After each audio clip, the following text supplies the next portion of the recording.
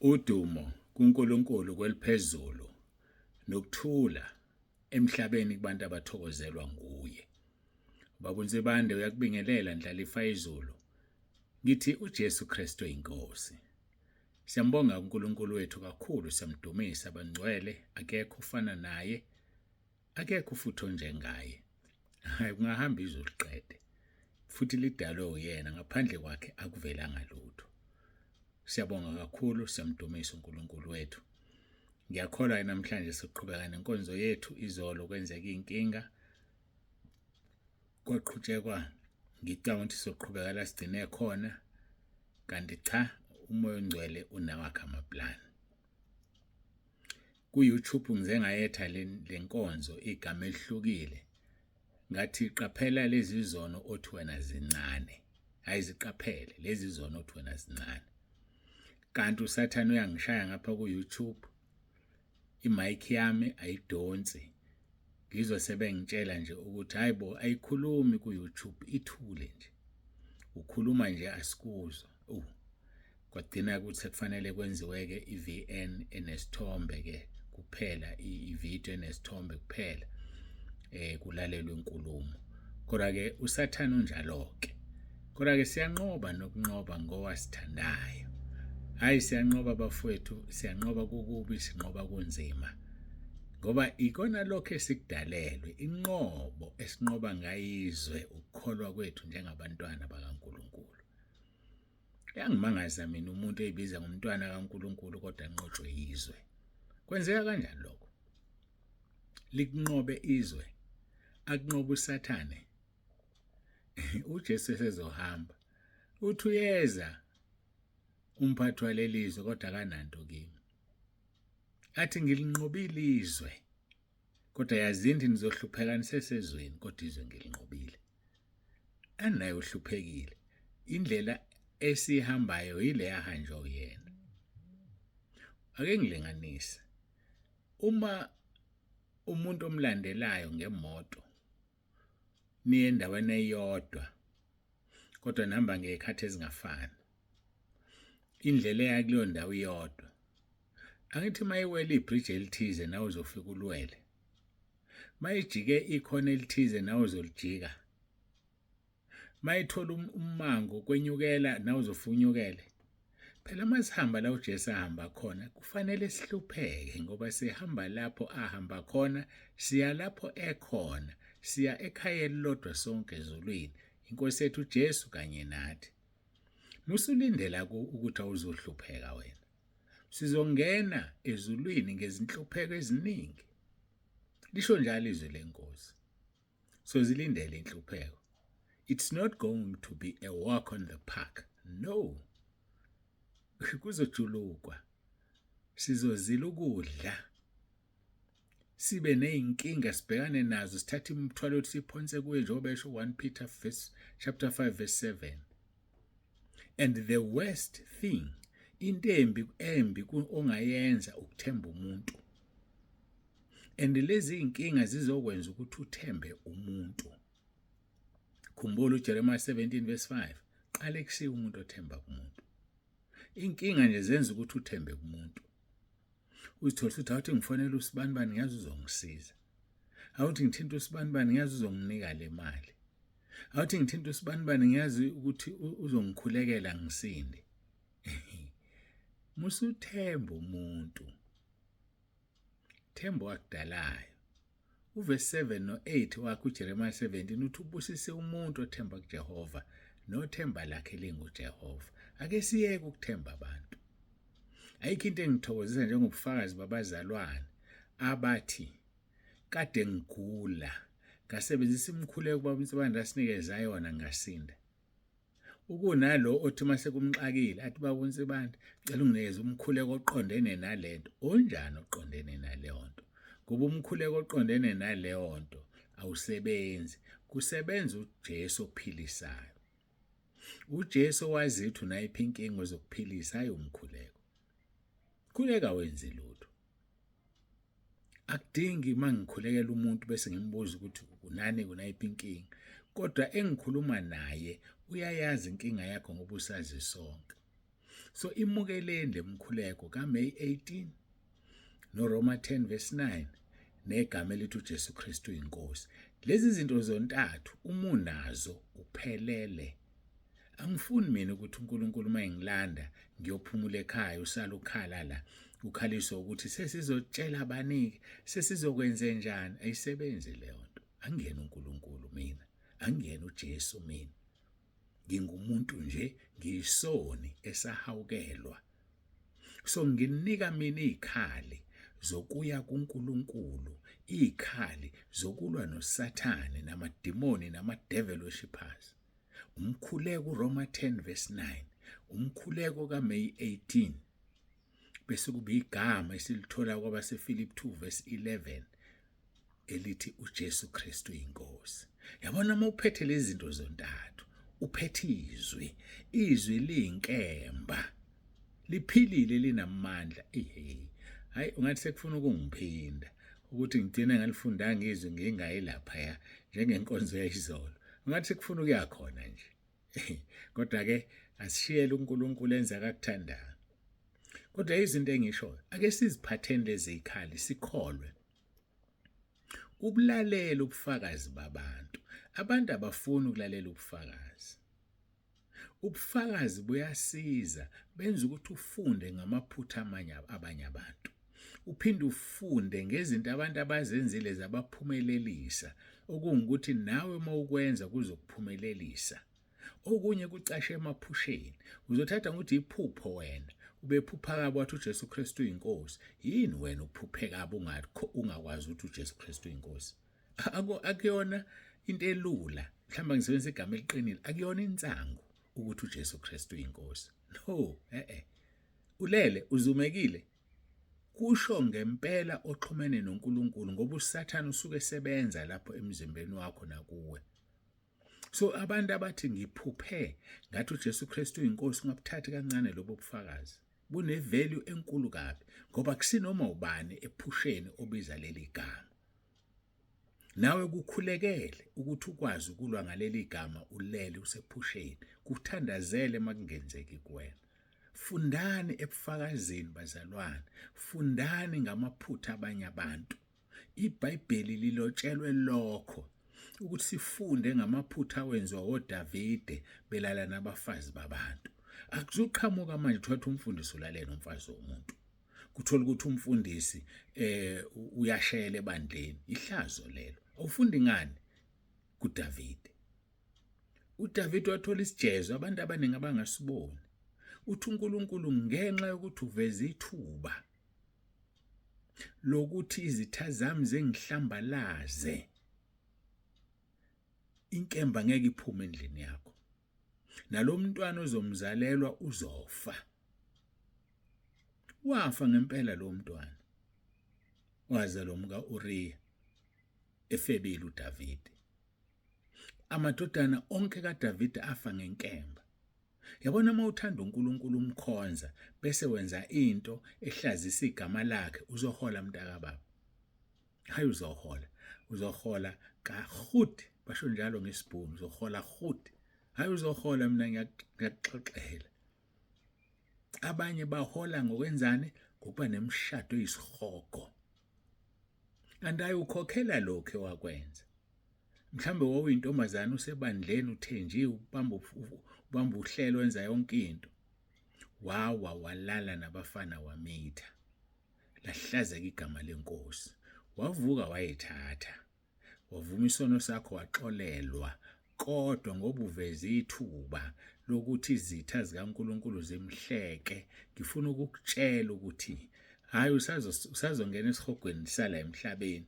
uNkulunkulu enzela ukuthi ungene ezulwini kweliza ngoba sekuthethelela. Mhlawumbe umshado wakho uzoba isihogo. Mhlawumbe indoda ozoshada nayo izoziphatha ngalendlela ebuhlungu kanti kukhokha wena waveza ithuba. uNkulunkulu engathi angangisiza ke sibuyele kulo lelizwe lilaphaya. Ngicabanga ukuthi likumakhosi angisakhumbuli. Mhlawumbe uNkulunkulu uzosisiza ngelinye ilanga ke silibheke nje ubone ukuthi kumbi kangakanani ukuhlaza uNkulunkulu usuzibiza ngomntwana wakhe.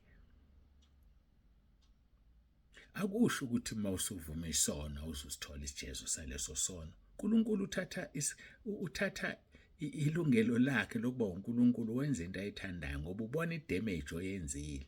Ingakho kufanele singahlehle emuva. Mawusumkhethile uJesu ungabusahlehla ngoba uzidalele inkinga enkulu ezokuhlula phakathi. Ezokuhlula ngiyaxoxela mina. Hayi. Siyambonga uNkulunkulu wethu ngoba uyasivusa, uyakhuluma izinto ezifihlakele. Uyakhuluma izwi lakhe and uthi uyalinda ukuba likwenza lithume khona. So ungavumi ukuba wena ugcwalisa umbhalo omubi. Kholwa uhambe ngobungcwele ukuze ugcwalise umbhalo omuhle.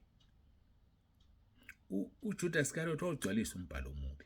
Uthi uJesu mayesezohamba engakamkhaphela uJuda, uthi yamuka indodana yomuntu njengokulotshiweyo, kodwa maye kuloyo ekhashelwa ngaye, ngabe kungcono kuba kazange azalwe.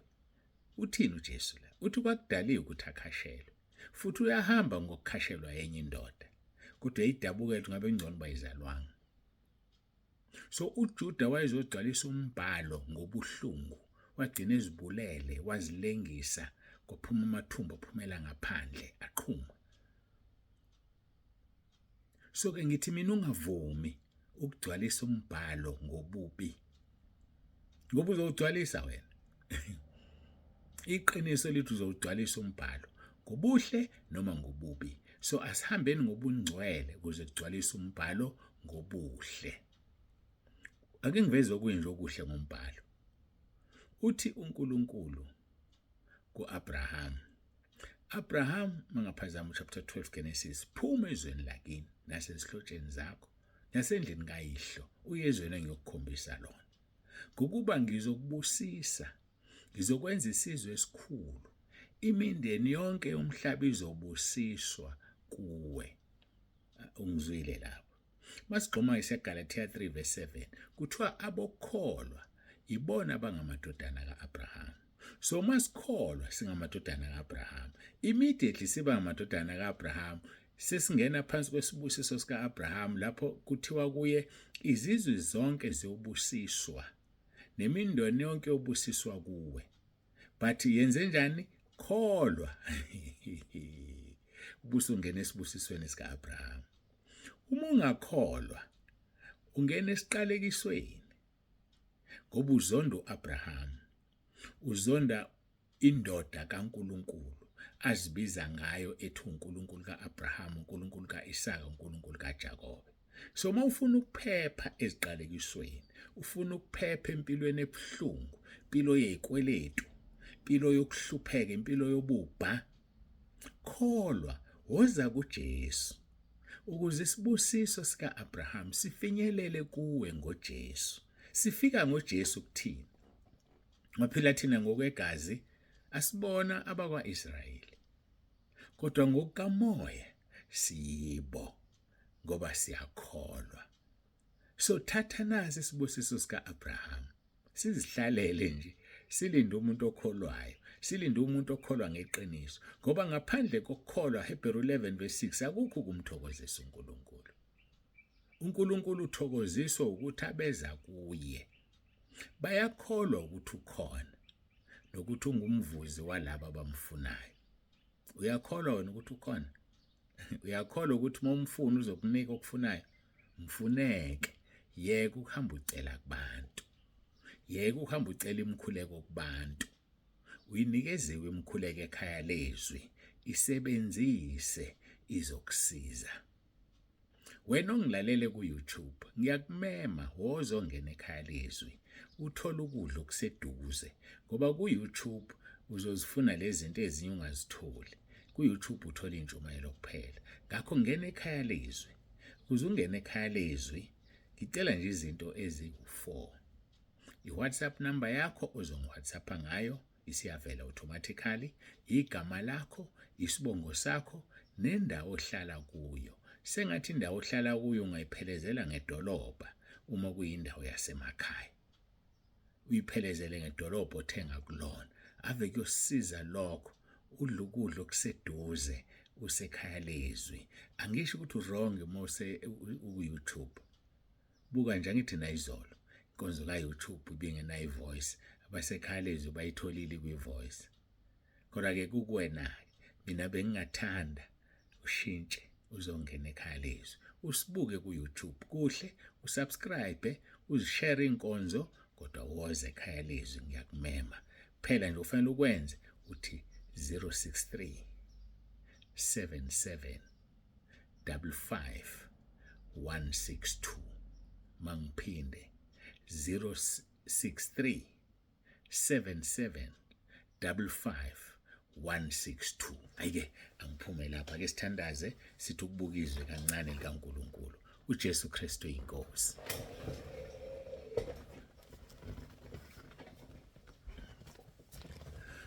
Babongcwele, babolungileyo, uNkulunkulu nomusa, siyabonga amazwi sesiwazile esingeniso sale nkonzo. Ngiyacela ube kanye nathi ezwini lakho, ulikhulume Nkosi, ngilalele nami kanye nabo bonke abalalela, ubusise lona loyo lalele. Siyabonga uJesu Kristu inkosi. Amen.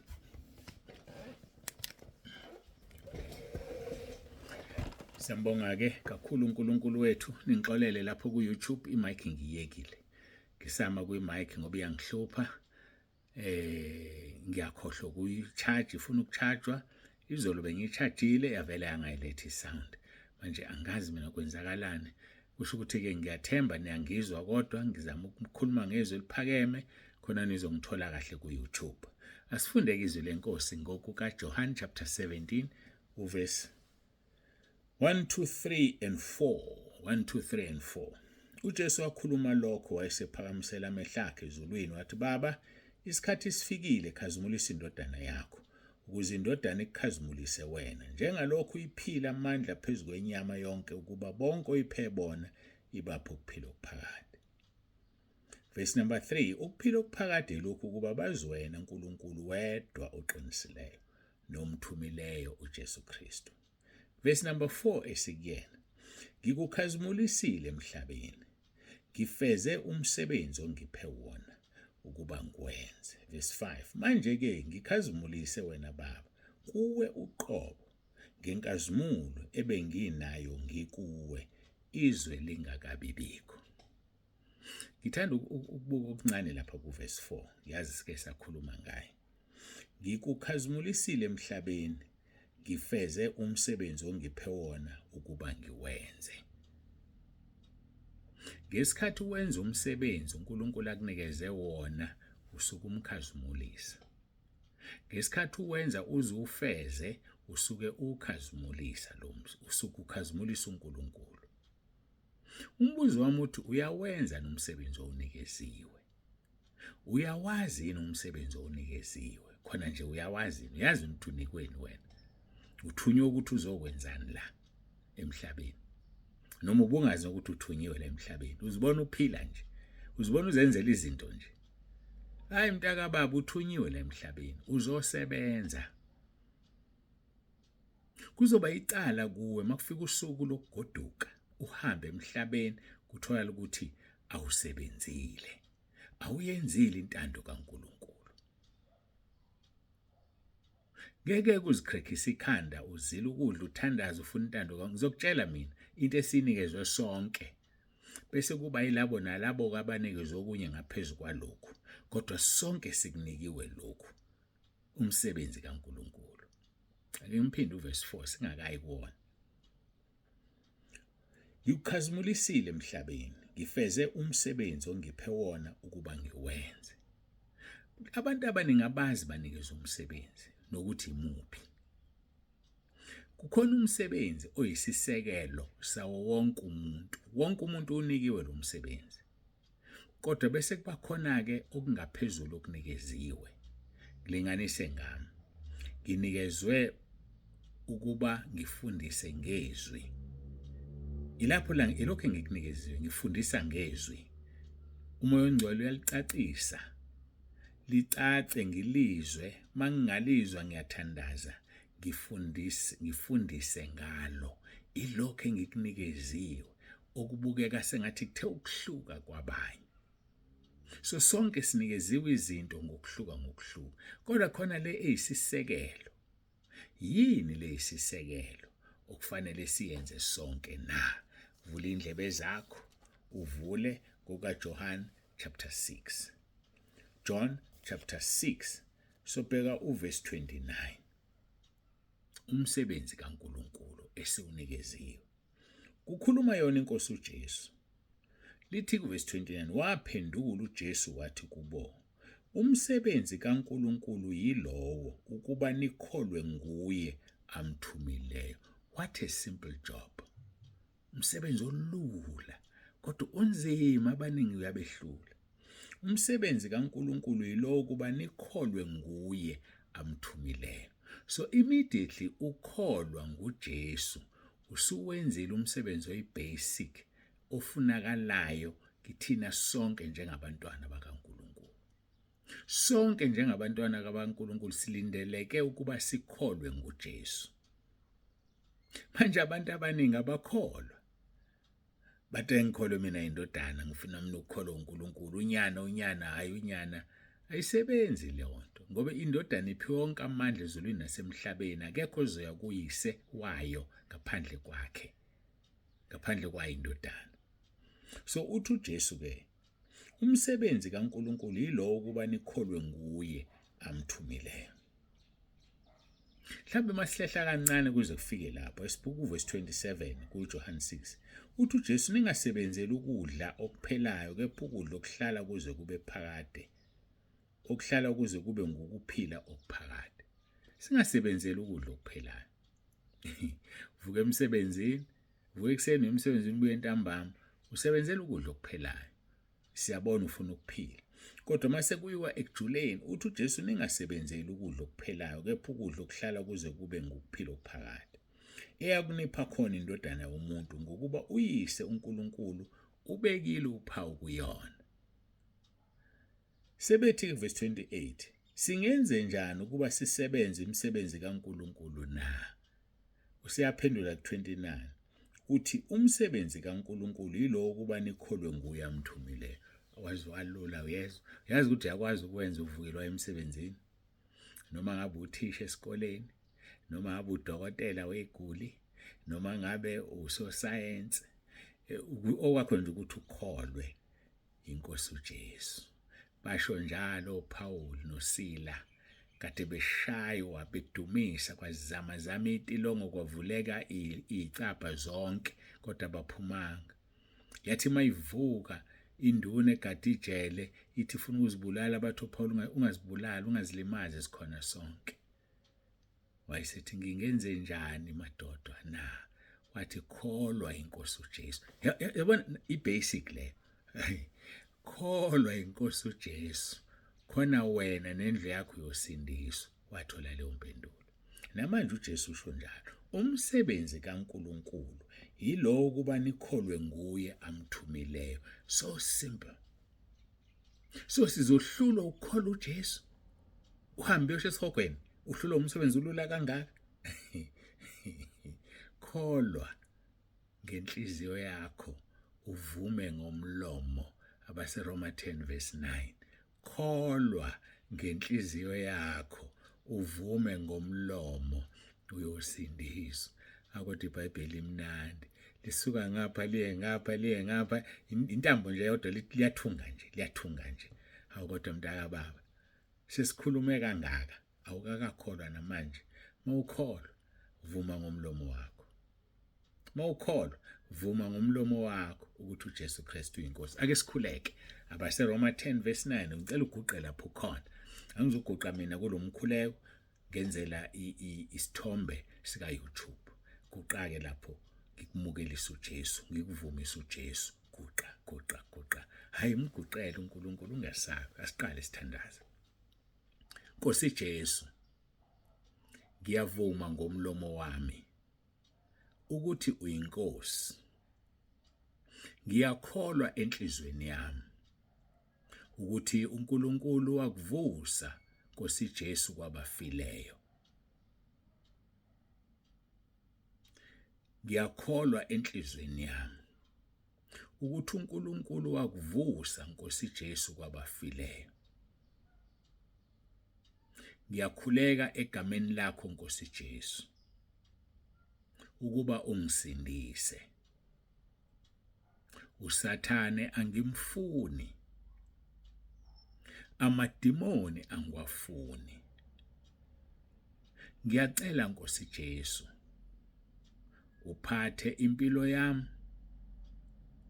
ungikhulule emandleni kaSathane, ungilondoloze Nkosi Jesu, uze ungivuse ngosuku lokugcina.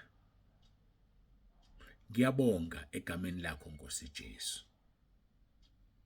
Amen. Sisithandazile abaseRoma 10 verse 9, uma uvumile emva kwami ususindisiwe. Hlukana-ke nesono manje, ulungisa ithuba lokuthi uvume izono zakho, ususindisiwe, ungabisabuyela kuzona.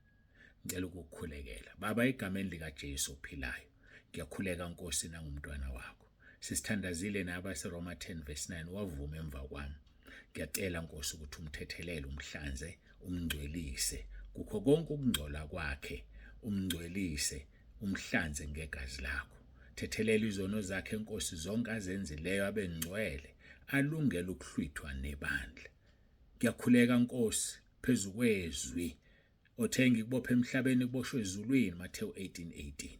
Wathe ngikhulule emhlabeni kukhululwe ezulwini. KuJohn chapter 20 uthe engibathethelela izono zobathethelela. Ngiyathandaza-ke Nkosi, ngiyacela yilona loyo okhalayo njengamanje phambi kobuso bakho ebona ububi bakhe, ngiyacela umthethelele, umhlanze ngegazi lakho. Udumo lonke Nkosi silinikeza wena, lungolwakho, lukufanele. UJesu Kristu iNkosi. Amen. Sisifikile emaphethelweni enkonzo, ngizogcina ngayo lo mkhuleko kuwena-ke. Uma uzifakile wazenza ingxenye yalo mkhuleko ususindisiwe. Nalo mkhuleko uyasebenza phezu kwempilo yakho. uNkulunkulu akubusise, uNkulunkulu akulondoloze, akuphe ukuthula. Ubaba uNsibande useyavalelisa uthi uJesu Kristu iNkosi.